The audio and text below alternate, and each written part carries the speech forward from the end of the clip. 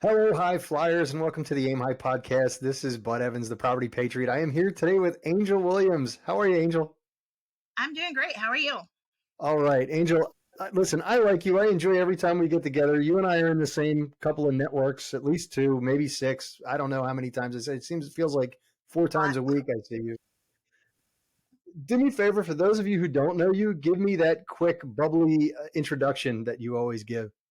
All right, absolutely. So my name is Angel Williams. I'm the face of our educational platform. We are the Academy Presents Real Estate Investing Rocks. It is powered by Lauren Capital. Lauren Capital is our investing arm. And my partner is my husband. He's the numbers guy, and I'm the relationships person, and that's how we operate. And you're brilliant and bubbly and straight to the point and crush it every time. So, Oh, how awesome. did you wind up in the situation that you're currently in? I know. Listen, so take me back. How did you go from I'm a school teacher to I'm knee deep in real estate, and now and it makes sense that you're an educator in real estate. But how'd you get into real estate? It was a really natural progression. So Jason is my husband, we both grew up in families that invested in real estate. So when we bought our first house in 2003, when Jason finished up his doctorate and we were ready to move to his job, I don't think, like, we've talked about it, I don't think we ever even discussed selling the house. That first house just became our first rental. And the conversations we were having was, who are we going to find for the make ready? How are we going to do this? How are we going to do that? Who are we going to use for the property management company? Because the other thing we knew was that we were not going to self-manage. Industry standard is 10% in residential, and it is 100% worth it. Yeah. And so that's how we wound up with we've been in residential for about 20 years. So we have a residential portfolio, and then we got into multifamily about 5 years ago. And we've got 2 deals now that we've done on the active side. So we've got our residential portfolio, and then we have these 2 commercial deals also. Okay. So right off the bat, you're like, boom, this is what we're doing. We're just going to jump right into this. How did that work out for Yeah. you? Was it? So with the residential, we had built some wiggle room, right? We built some options for ourselves. And so for your teachers out there that are listeners, it's toxic sometimes. You have some good administrators, but you also have some really horrible ones. And I was in a situation where the work environment was incredibly toxic. I love my kids. I miss my babies. I was middle school. They weren't really babies, but I miss my kids. And it was that toxic work environment. And we had built in those buffers. We had options, and I was able to leave. And so I left because of the toxic work environment. And that was how I wound up full time in real estate first. And then Jason's job moved and didn't take him with him. So in June of 22, he knew he had 6 more months of severance. And so that was what propelled us both into full time real estate. And he took on the numbers and I took on the relationships. And like I said, here we are. Okay. And now, so I'm just going to go into this and throw this out there because you and I have this mutual friend who is absolutely crazy in my mind. He's a crazy Canadian who, and you guys do this thing on it actually sparked an interest in me to do the real estate, not the news network on Fridays at 10 a.m. So tell me how you met Dan and you guys are doing your thing here. I want to say the first time I ever met Dan, it was on Brian Briscoe's Friday meetup. And he's out there. Yeah. I don't know any other way to explain it. He's just out there. I'm a little out there too. I don't know if you do the video with the audio, but I got purple hair and I'm different. I know I'm different. It's okay. And I felt like we were pretty good. Like we could be good friends because we're both out there. And so we wound up becoming friends. He was on a lot of meetups during the pandemic and we became friends, got a little bit closer. And so then I introduced him to my husband. And so we brought him on to our team at Lauren Capital. Oh goodness, I'm really bad with time. Like maybe 6 months to a year ago. Okay. And so he joined our team. He does some of our, he does our like IT tech side. He's actually a full stack developer. So it's easier for him to just code a website than to use any kind of builders or anything. So he took on our website. He took on like the tech side of things for us. And then we brought him onto our last GP team. and he's a part of Lauren Capital. So he just helps with some of the, like how we do the tech stuff in some of the syndication software and whatnot. And just been a really great person to have on the team because he offers a really different perspective. Because like I said, he's out there. Yeah. And so he comes in with these different ideas that we wouldn't have thought of. And it's just really neat to have somebody like that on your team. You guys are both great people and love to hang with. The last time you and I got on a call together, you were in space with a little spacesuit astronaut thingy going on there. It was always keeping it different. So, I'd have a cool background on now, but this particular recording platform doesn't allow for one. so let's go into your first deal. How did you find it? How'd you source it? Other than your own property, because I know it wasn't just, oh, we're going to buy a rental property and then move on. Are you talking residential or commercial? Doesn't matter. Choose one, because I've had both commercial and residential. This is for a beginner or intermediate investor who's really just starting out, and I want to give them the full spectrum and as much knowledge as possible. All right. So on the residential for the first house we bought, Jason actually had his dad come to love it. And I was working at Sutherland's at the time, which is a whole nother story. I'm working the lumber counter cashier with a master's degree in 2003. That's the backdrop. So I'm at work. Jason's dad comes to town, and him and Jason are looking for a house. And they found a house that was it was a rental to begin with. And so it was previously a rental. And we got it it was a 322 in a decent part of town, huge backyard. And I want to say we got it for 65. Now, Texas has way lower house prices than other states. And this was Lubbock, Texas, West Texas. But here's the other thing. 2003. That was before all the mayhem 07, 08, 09. Mm-hmm. We financed 100% of that house. Okay. So I'm working at Sutherland's. I did get a job at a private school that September for, you guessed it, $15,000 a year. My bring home was $1,001 every month. And Jason was working as a grad student, finishing up his doctorate. And we were able to get the house for 65, financed 100% of it. And because of the price of the house and the way things were working prior to that 07, 08, 09 mayhem, we were able to purchase a house while he was in grad school and I was working at a private school. Now, the next year I went to a public school and it literally doubled my income. I went from making 15 a year to 31 a year. So this would have been 2004. But he was still a grad student. So at that point in time, I was kind of like the breadwinner. But that was how we got the first house. Now, when we turned it into a rental, our first renter was a nightmare. Rent dodged in the middle of the night, left all of her stuff behind. And again, remember, these are 04 prices or 06, 07 prices. So it was $500 to have her stuff removed. Then we had to do another make ready. But here's the cool thing. Now, a lot of people would turn and run when something like that happens. Your first renter's a nightmare, seriously? And all of your friends are telling you that you're a moron for having a rental house anyway, because you're taking advice from people that are not where you want to be. Yeah. All your friends are telling you you're a moron. And Jason and I didn't even bat an eye because we both grew up in families that invested in residential real estate. So we know the trend is up. And we didn't even discuss selling it at that point. It was, okay, let's find another renter. So that was the bad experience with the first house. But if you understand that real estate is always on an upward trend, even those setbacks, do they sting? Absolutely. But you're not going to turn tail and run if you understand that over time, it's always going up. Yeah. That's the whole of that first one. Looking at the real estate graph, and we're just talking about appreciation.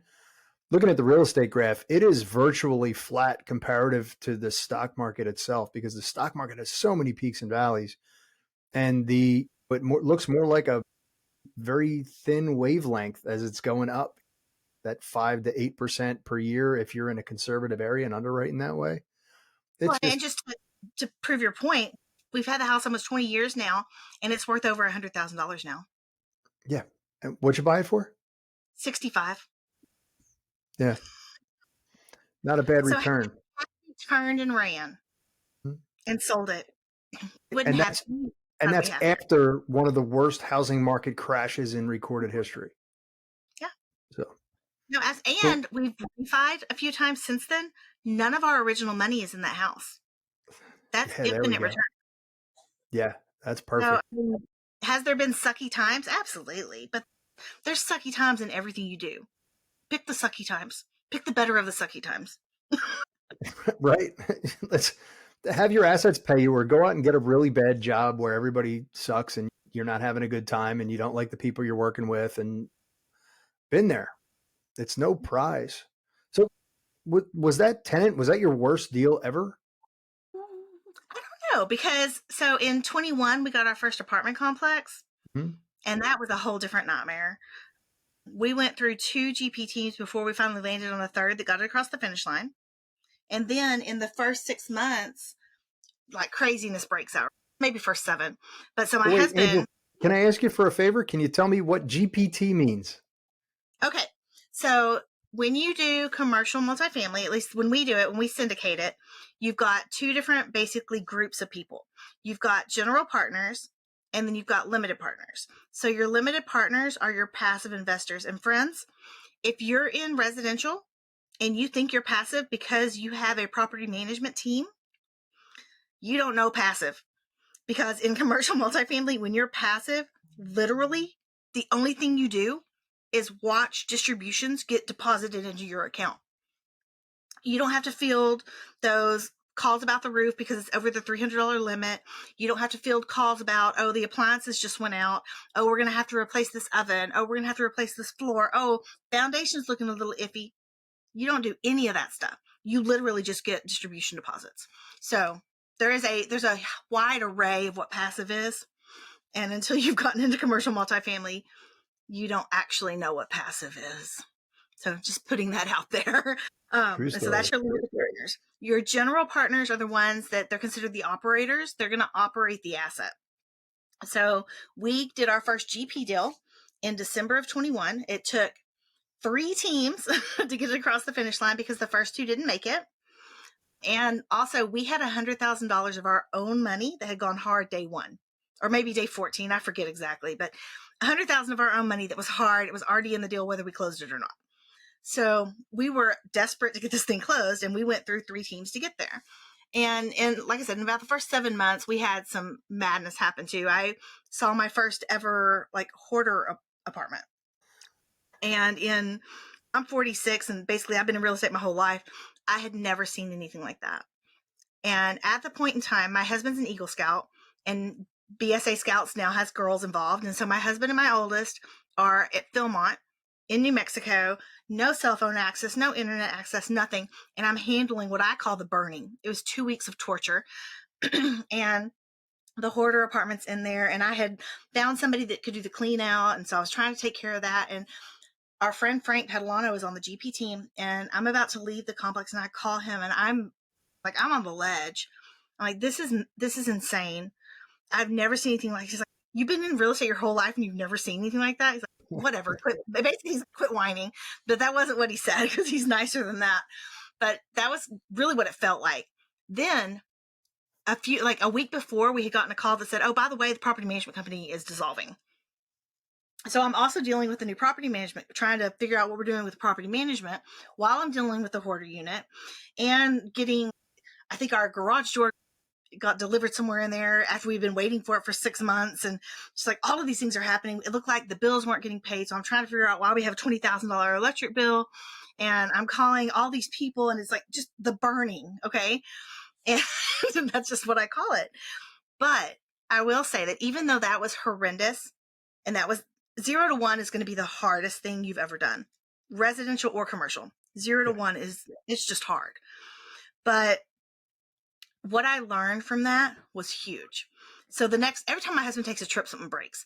The next time he's on a consulting gig in Houston, we get a slab leak at the house. And I'm like, yeah, so we got a slab leak. Like, I already called the plumber. They're coming out and they're going to fix it. And he's, you're really handling this well. And I sit back on it and I think about how I didn't handle it well during the burning. And There was a lot of wine, a lot of vodka, and a lot of tears during those 2 weeks.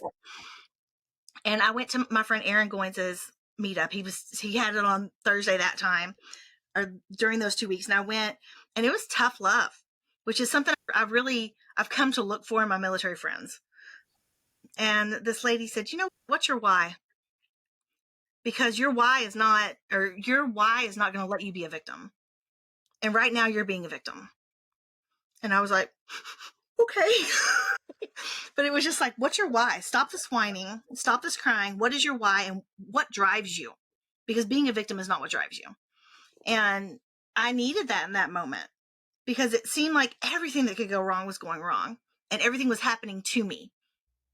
And after what happened with the slab leak, and my husband's like, man, you're really handling this well, I realized that I learned so much about handling just crap during the burning that it's made other things easier to handle. And I also recognized that I couldn't nitpick at things.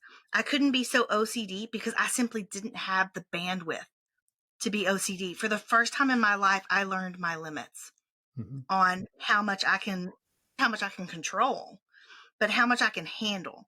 And that was cool because it meant that I wasn't screaming at my youngest, because my two youngest were trying to help me with my son Anson, which at one point, and this is like another thing that happened during the burning, I hear them yelling, Anson, Anson, and I see his naked body run down the hall with a stream of poop on the wall at about butt height. Oh, Now, Anson is our special needs son. He's 12. He's in diapers. Mentally, he's 2 or 3. And so they're trying to usher him into the shower. And I'm on a call. I'm like, or I was making supper. And I'm just like, oh my God. So it's like I couldn't even get angry about that and flip out about that because I didn't have any more bandwidth. And so that was neat. It was almost like the universe said, hey, Angel, we're going to help you out these 2 weeks so that your kids don't hate you for the rest of their lives. But it was just really neat to see, and I can look back on it now and see what it was. But at that point in time, I didn't know what it was. I was trying to cook. There's poop everywhere. Those are what we consider true situations. But it was just looking back on it, I'm like, man, that was truly a learning experience for me. And all of these things. And at one point, when I thought the electric hadn't been paid, I called my friend Lance because he's the one that does the electric contracts. And he's like, Angel, because he taught me off the ledge too. He said, would you rather have all of this stuff happen on slow drip for the next 5 years that you have this property, or would you rather get them out of the way now? yeah.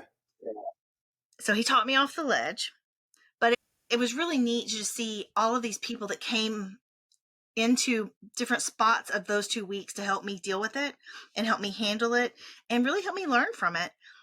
And I grew a lot in those 2 weeks, and my husband wasn't here to experience the same things I experienced. And so I got to learn some things that he hasn't learned on what can happen. I learned 100% that I will never be a property manager. That on-site drama is wow. And I dealt with it for 2 weeks and I'm done. I don't ever want to be a property manager. As I just started to integrate vertically my property management team. But I think that's different because we're looking at that too. But that doesn't mean you have to be the on-site person. No, definitely not. I think that is the big difference.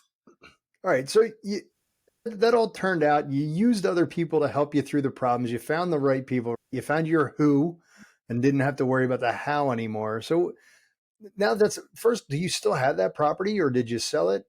How did that turn out? We still have it. We are in year 2. So that was one that we closed in December of 21. And like I said, we still have it. We will.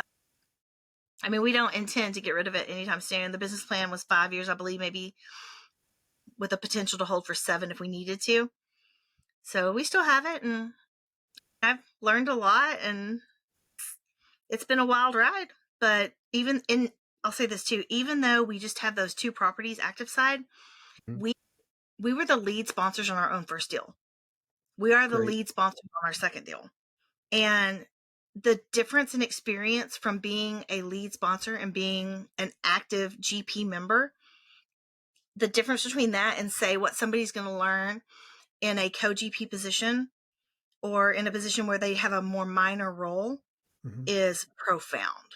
Yeah. It's huge because what I can talk about and the experiences that I've had as a lead, I can talk to people that have been co-GPs on 12 deals and nowhere near the same education. Yeah. And it wasn't a coach thing. It wasn't a, hey, I listened to a bazillion podcasts. It wasn't any of that. It was just the experience that we've had and what we've been through. And it's been insane.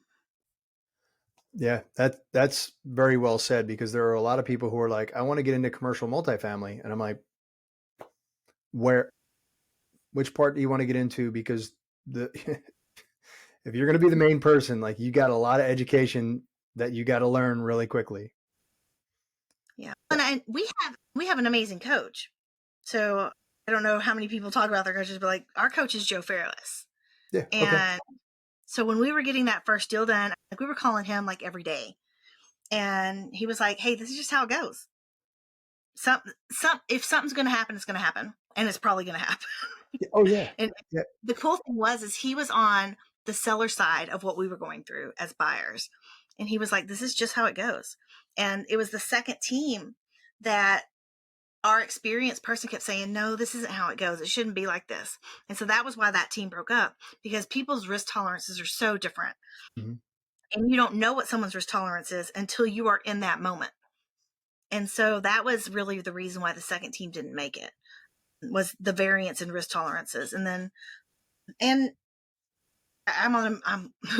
we're in a meeting one night. I said, look, I realize this person has 100 million in assets under management, but Joe is saying this is normal. And Joe has, like, at that point in time, it was like 1.7 billion in assets under management. Now he's at like 2.8. Yeah.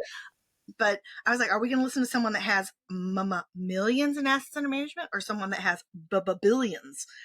I'm going to listen to the person that has billions. Yeah. And we stuck with it. And I think I know that there were people from that second team that wish they would have stuck it out. But you just never know.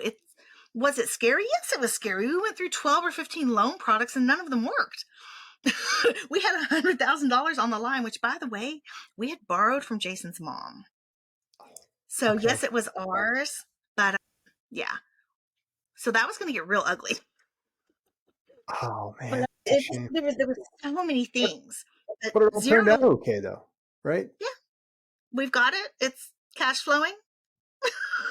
Yeah. It's been a learning experience. I just can't imagine if we hadn't been able to get this deal. Like, where would we be at? I have no clue. I might. You just had a post on LinkedIn, if I remember right, about your. I thought it was beautiful, by the way. It's basically, I mean, if that's not a why, I don't know what is. Can you talk about that? Is that okay? Can. So our son was born in August of 2010, and we knew something was going on. It was just a feeling. Our daughter, our oldest, did things super fast. So like she's rolling at 2 weeks. I'm like, what? So I put her back in her stomach. She rolls the other direction. I'm like, that's odd. So that was ahead, and she was holding her head up earlier. There were just things that she was doing that were early. And so we waited for 2 years. We were doing the 2-year gap. And then we decided we were going to have Anson. So we get pregnant with Anson, and at an ultrasound, they found a spot on his heart. Well, a spot on the heart is a soft marker for Down syndrome. I was older. I was 33. So they said, okay, we're going to send you for a level 2 sonogram in DFW. So we drive there, and the doctor there was hilarious. He was, I don't know exactly where he's from, but he had a very thick accent. And he was like, no, I don't believe this child has Down syndrome. I believe this child is a champion, but said it with that thick accent. And it was just hilarious. So we were like, okay, so we don't have to worry. He's like, you're not doing an amniocentesis, but I'm 99% sure that this is not Down syndrome. It wasn't Down syndrome. What I believe now is that spot on the heart isn't just a soft marker for Downs, but is a soft marker for additional chromosomal material. Because Anson has an extra partial chromosome. He's got an extra partial 15th.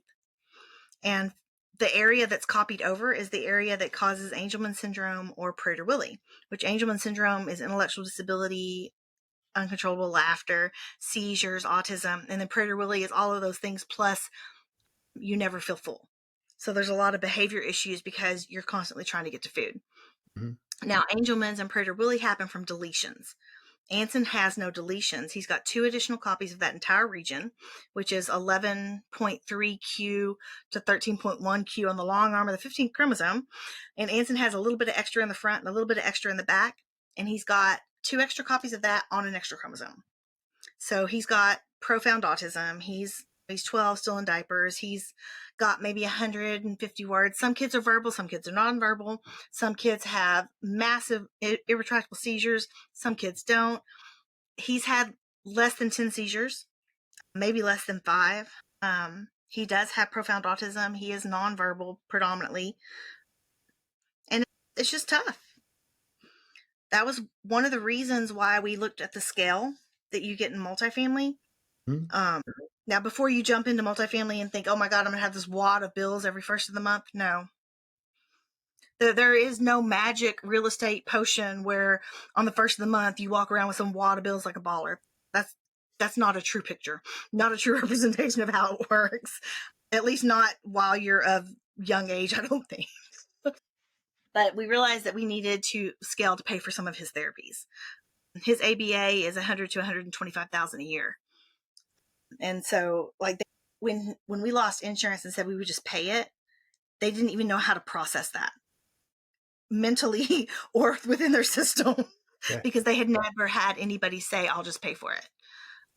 So he went to public school for about a month and a half while we fixed up the insurance situation. But being able to pay for the diapers and to pay for, we had to get special milk, we had to get thickeners, just all of these things that you have to pay for. And so we knew that we had to find a way to pay for those because residential is great, but it's a very slow roll. To really cash flow residential, I think you probably need upwards of 20 units, maybe 50. You really need a lot of volume. And really to negate some of that vacancy risk too. Because when a residential, like a single family, when it's empty, it is 100% empty.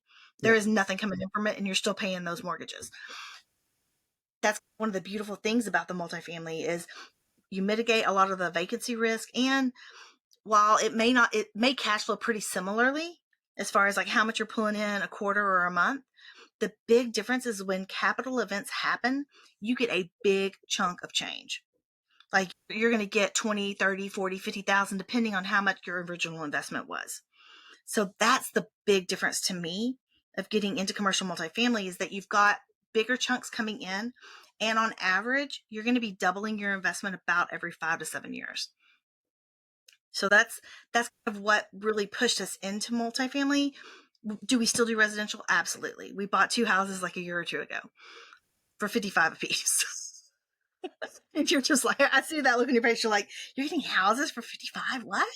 Class C's, but still 3 2s with a carport. Yeah. They're cash flowing. They cash flow better than our B houses. So there's nothing wrong with residential at all. I love residential, but we needed the big chunks of change. We needed that double up every 5 to 7 years to be able to pay for the expenses associated with Anson.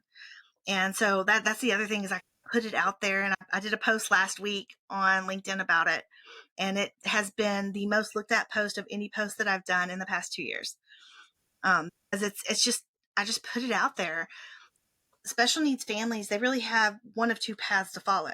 It's stay in poverty or don't. Yeah. Because to maintain services until you get a Medicaid waiver for the disability, you have to stay under a certain earning. And that's hard. And so the other direction to go is you look at the numbers, you crunch the numbers, you figure how much you're actually saving due to the government services, and that's how much you have to make. And when we crunched the numbers, it looked like we were saving somewhere between 10 and 15,000. And I knew beyond a shadow of a doubt that I could earn 50 plus. And that was when we decided we're taking this the other direction. And when I say earn, I'm talking about like I could work and make 50 plus. Mm-hmm. And that wasn't including us doing real estate and all these other things. That was just, I can go back to teaching. I can do this. I can do that. I can work online. I score exams for ET. There were things I could do, and I knew I could make at least 50. And so we went the opposite direction from trying to stay under that income mark and decided to just throw that in the trash and do the best we could to make sure that we're covering Anson's needs. And we've got 3 typical girls also. So we're a family of 6, and we used real estate to help us build the options and build the wiggle room and make it work. Yeah, that was an awesome post. And I was like, I had no idea. I've known you for a couple of years now, and I had no idea about your background. And when I read that post, it hit me right in the feels. It's quite impressive. And it really, I connected with you through that post a little bit more. Well, and there's a lot of families in this space that have special needs children, and you don't even know it. Yeah. Yeah. And more of those people reached out to me and were like, I have a child with autism, or I have a child with high functioning autism, or I have a child with Down syndrome. I have a child with cerebral palsy.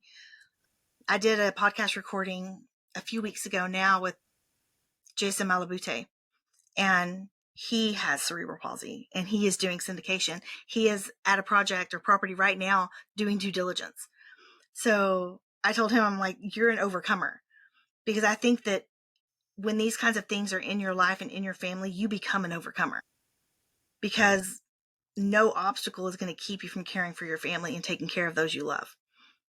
And it makes it different, because everybody in this space, even whether it's residential or commercial, everybody in this space is overcoming and has overcome something. And that's the common thread. Maybe it's not a special needs family member, but it's something. I met a guy a few years ago, and I didn't know till he came on my podcast that the reason why he liked investing in mobile home communities was because he grew up in one, and he wanted to make it better. And I was floored. But Awesome. that's the common theme I see in people that are truly successful in the space, is that they are overcomers. They have overcome something. And it's amazing. Yep. It connects us all. But now, what's your future looking like? What are you looking at next? We like investing in our backyard. I didn't think that this would ever be the kind of place where we want to really invest. But one of our properties is 15 minutes from the house. The other one is literally less than 4 miles. And when things go sideways, we just show up. During the burning, I was at the property every day for 2 weeks, but I could be. So even though things were just burning down around me, I could still go there and at least feel like I was making a difference. Was I making things worse? Who knows? But in my mind, I felt like I was making a difference just by being there and seeing what was going on and talking to people. And honestly, it kept me away from drinking 10 hours a day, because I was there and I was able to see what was going on and touch it, be there, talk to my on-site girl. And it kept me busy, and it let me feel like I was making a difference. And I learned so much. Okay. Said. So let's talk about, what is one thing that you learned as you started to make more money, as your wealth increased? What was your takeaway? Try not to have lifestyle creep. Perfect. I'm grasping exactly what you're putting down. Trust me. Yeah, I hear you. It's real easy to have all your groceries delivered and to have everything on repeat order with Amazon. Mhm. And it's real easy to all of a sudden, you were making it on 5,000 a month. Now you're barely making it on 10, 12, 15. And so you just have to recognize when that's happening and just start paring back. Because I just think it's a natural thing. And it's like I used to tell my students, they always thought they were going to be pro football players and basketball players and going to be these millionaires and buy these Rollies and buy these Bentleys. I'm like, baby, you are not going to do any of that. As you make more money, you're going to pay people to do the things you don't want to do. Exactly. That's the way to scale. I did the Goldilocks method of scaling. I didn't scale enough, and then I scaled too much, and now I'm just. It's exactly where we're going with it. Too many people, too much money. Yeah, because it's like I had somebody cleaning my house, I had somebody watching my kids, and now I look back on it, and did we need that help? We did. But now that we're making less, because now severance is gone, we're having to earn everything we have, and it's harder. And so recognizing, hey, we had some lifestyle creep, and going to the grocery store as opposed to ordering it through the app on my phone or getting mail delivery, not getting the house cleaned as much. I still don't want to do it, but just being able to pare back on those things. Yeah. That's really important because you still, whether you're active side or passive side, or you're in residential, if you're in residential, you still got to come up with those down payments. Mm-hmm. If you're in commercial, you want to be on the LP and the GP side. So you're still going to have big chunks of change, whether it's 25 for a residential or whether it's 25.50 for a commercial investment. You've still got to have some ability to put that kind of money away so that when you need it, you have it. Because regardless of what the economy is doing and regardless of how much value the dollar is losing every day, cash still comes in real handy sometimes. Yeah. And that lifestyle creep is a true thing. Yeah, great point. I like that one. So let's go into the soaring four. These are the same four questions that I ask every guest that can help someone who is starting out achieve new heights. It's an Air Force thing.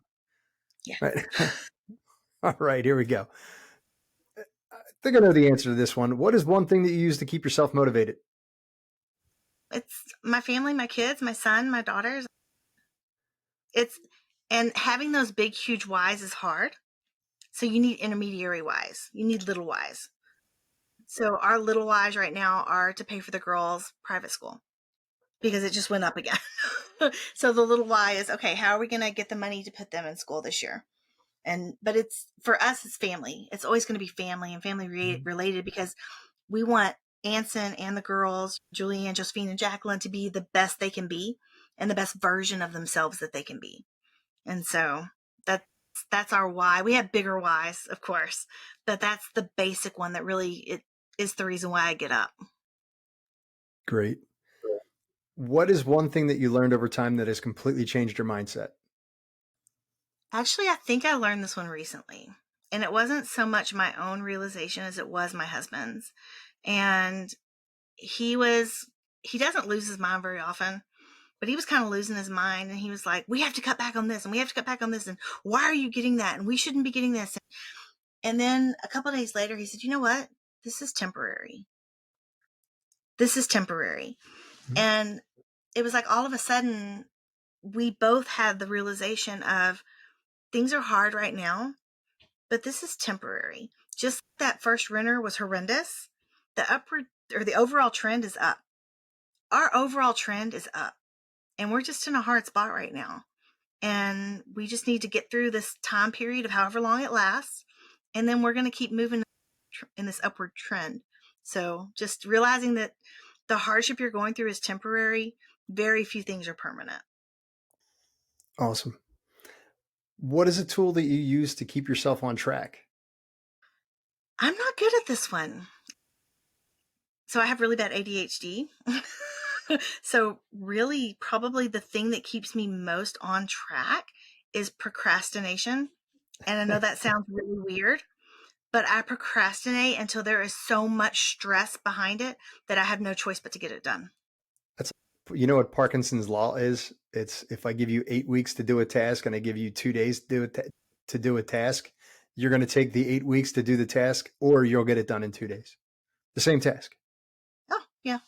Yeah. Now, for me, I would take that 8 weeks and still get it done in the same 2 days as the 2 days that I was. Yeah, most people could. But that's the thing. Like if I give you 8 weeks, you'll be like, okay, great. And then the last 2 days you'll cram. Yeah. Yeah. And what is one thing you would change if you had to start all over again? I would have married my husband in 2001 instead of 2003. And we would have gotten our first house sooner. Okay. There you go. I would have with him in 2001 instead of getting back with him in 2003. So we would have been 2 years ahead of the game. That works. Everything's on a different timeline. And hopefully it wouldn't be parallel. Hopefully we'd be a lot further along now. Right. I have another one too, though. Go ahead, hit me. This is an aside.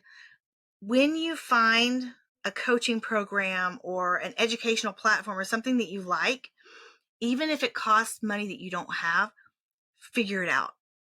Because one of the things I did was I cost us 1.5 years of time because when we first met Joe, I was like, oh, he's so expensive. We can't afford that. Da, da, da. So it took us 1.5 years to get back to him when we realized, hey, this other program sucks. We've been floundering in it for a year and a half. It took us a lawyer to get out of it. And at that point, when we went back to Joe, his program was more than twice as the cost that it was when I said it was too much. And we still wound up going with him. Just figure it out. Everything is figure outable. And if that means you're calling the program or you're calling the coach and you're crying and you've sold like every extra piece of anything in your house to try and bootstrap it, like, just people work with you. Everybody's human, and people know when you're really honest and you're wanting to do something. And I truly believe that somebody will work with you, but realize that you're always going to go with your first choice. Just don't let it cost you a year and a half of time. Because again, 2 years earlier, had I stayed with Jason in 2001 instead of breaking up and getting back together in 2003, and I hadn't cost us that year and a half of time, now we're talking 3.5 years. Where in the world would we be if we had 3.5 years back? Yeah. Yeah. I'm with you on that one. Mm-hmm. Angel, if somebody wanted to reach out to you, what's the best way to do it? Probably LinkedIn. Angel Williams on LinkedIn. I'm actually Angel Renee on Facebook. I do have a community over there. We've got the Academy Presents REI Rocks community, which I get a hold of people and talk to people through there too. So there's lots of different ways. Our website is theacademypresents.com, and I'm pretty sure contact methods are on there too. Fantastic. All right. Angel, I can't thank you enough. You're a great person. I really enjoyed talking to you offline, talking to you online. You're so vibrant and energetic. It's awesome. Thank you very much for bringing that. You're welcome. Awesome. So for those of you who are listening on the podcast or watching on YouTube, until the next time, amen.